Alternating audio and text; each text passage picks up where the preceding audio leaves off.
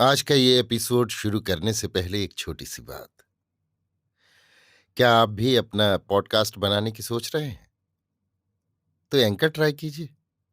ये पॉडकास्ट बनाने का सबसे आसान तरीका है। नंबर 1, ये फ्री है। नंबर 2, इसमें कई सारे ऐसे टूल्स हैं जो आपको अपने फ़ोन और कंप्यूटर पर रिकॉर्ड और एडिट करने की फैसिलिटी देते हैं। नंबर 3, आप अपने पॉडकास्ट को डिस्ट्रीब्यूट भी कर सकते हैं, जिससे इसे स्पॉटिफाई और दूसरे प्लेटफॉर्म पर सुना जा सके। तो डाउनलोड कीजिए फ्री एंकर ऐप या विजिट कीजिए anchor.fm पर अपना पॉडकास्ट स्टार्ट करने के लिए। ये तो थी एक छोटी सी जानकारी, और अब शुरू करते हैं एपिसोड का सिलसिला। तो आज के एपिसोड में लीजिए सुनिए फणीश्वर नाथ रेणु के लिखे उपन्यास मैला आंचल का भाग 28, मेरी यानी समीर गोस्वामी की आवाज में। डॉक्टर आदमी नहीं, देवता है देवता। तंत्रिमा टोली, पोलिया टोली, कुर्मछत्री टोली और रैदास टोली में सब मिलाकर सिर्फ 5 आदमी नुकसान हुए। घर घर में 1-2 आदमी बीमार थे, लेकिन डॉक्टर देवता है। दिन रात कभी एक पल चैन से नहीं बैठा। मास्टरनी जी भी देवी हैं। कालीचरण भी बहादुर है।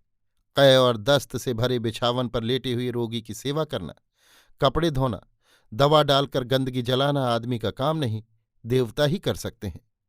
1 पैसा भी फीस नहीं लिया और मुफ्त में रात रात भर जगकर लोगों का इलाज करते रहे। रेशमलाल कोयरी के इकलौते बेटे को जम के मुंह से छुड़ा लिया। रेशम ने डॉक्टर को खुशी खुशी एक गाय बख्शीश दी, लेकिन डॉक्टर साहब ने कहा, अपने लड़के को इस गाय का दूध पिलाओ, दूध बिक्री मत करो, यही हमारी बख्शीश है। बावनदास भी अवतारी आदमी है।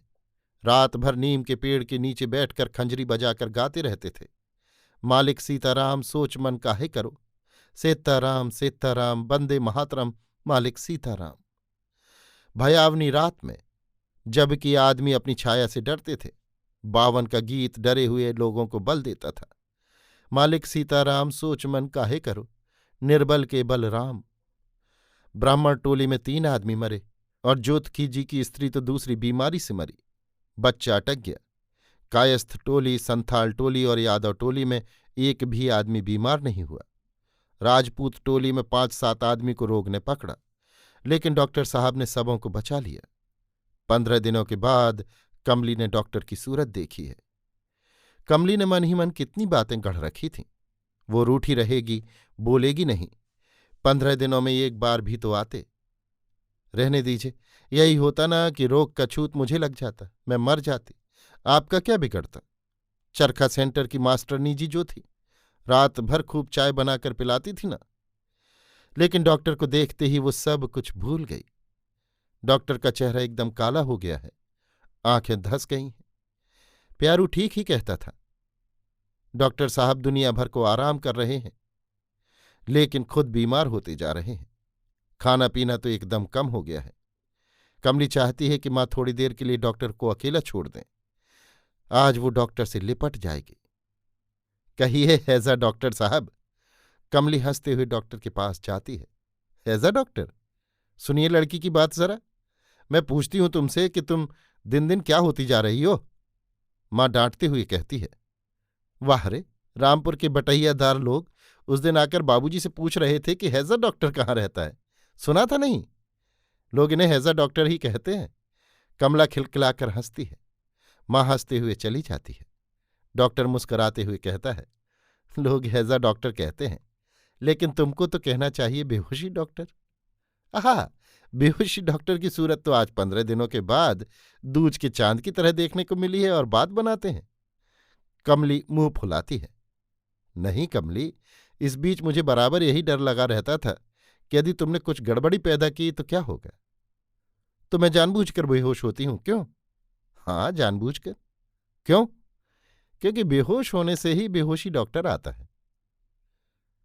डॉक्टर आवे ना आवे मेरी बला से। अच्छी बात है, तो मैं चला। हम्म डॉक्टर साहब इतने दिनों बाद आए हैं, चाय बना देगी सो तो नहीं, बैठकर झगड़ा कर रही है, मां अंदर से ही कहती है। कमली दांत से जीभ को दबाते हुए उठ भागती है। मां सब सुन रही थी शायद।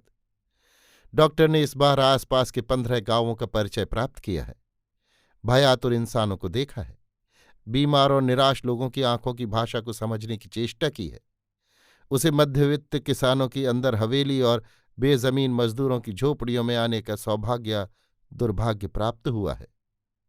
रोगियों को देखकर उठते समय छींके पर टंगी हुई खाली मिट्टी की हाड़ियों से उसका सिर टकराया है। 7 महीने के बच्चे को बथुआ और पाट के साग पर पलते देखा है। उसने देखा है गरीबी, गंदगी और जहालत से भरी हुई दुनिया में भी सुंदरता जन्म लेती है। किशोर किशोरियों और युवतियों के चेहरे पर एक विशेषता देखी है उसने। कमला नदी के गड्ढों में खिले हुए कमल के फूलों की तरह जिंदगी के भोर में वे बड़े लुभावने, बड़े मनोहर और सुंदर दिखाई पड़ते हैं, किंतु ज्यों ही सूरज की गर्मी तेज हुई वे कुम्हला जाते हैं। शाम होने से पहले ही पपड़ियां झड़ जाती हैं।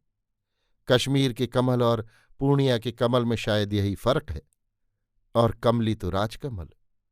मैं तुम्हें राजकमल कहूंगा और मैं तुम्हें प्रशांत महासागर कहूंगी। कमला ने आज अनजाने ही तुम कह दिया। प्रशांत महासागर में राजकमल नहीं खिलता, मैं कमला नदी का गड्ढा ही होना पसंद करूंगा। डॉक्टर हंसता है।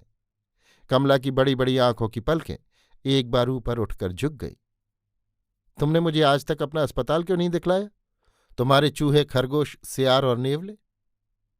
माँ और बाबूजी तुम्हें अस्पताल जाने देंगे? क्यों नहीं, तो आज ही चलो, अभी। कमली डॉक्टर के साथ अस्पताल की ओर जा रही है। चैत का सूरज पश्चिम की ओर निष्प्राण सा पूर्णिमा के उगते हुए चांद का सा मालूम हो रहा है। दिन भर धू धू कर चलने वाली पछिया हवा गिर गई है।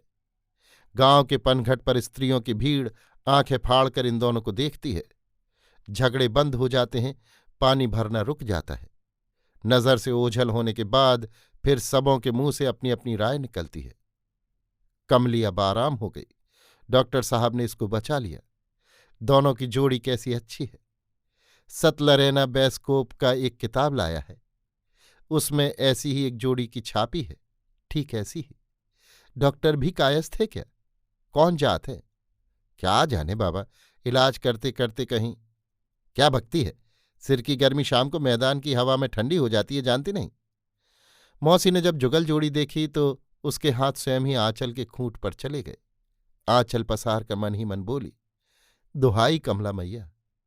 गणेश पास ही गुल्ली खेल रहा था। वो जोर जोर से चिल्लाया, पूलब से छाहेब आया, पश्चिम छे मेम। छाहेब बोले, गिटिल पिटिल खिलखिल हाँछे मेम। कमला और डॉक्टर ने उलट कर देखा। गणेश ताली बजाकर हंस रहा था। देखो नानी, छाहेब मैम। दोनों ने हंसते हुए मौसी को प्रणाम किया। गणेश भागकर मामी के आंचल में छिप जाता है। कमली चिल्लाकर कहती है, अच्छा ठहरिए गोबर गणेश जी, अभी लौटती हूं तो कान पकड़कर चांद दिखाऊंगी।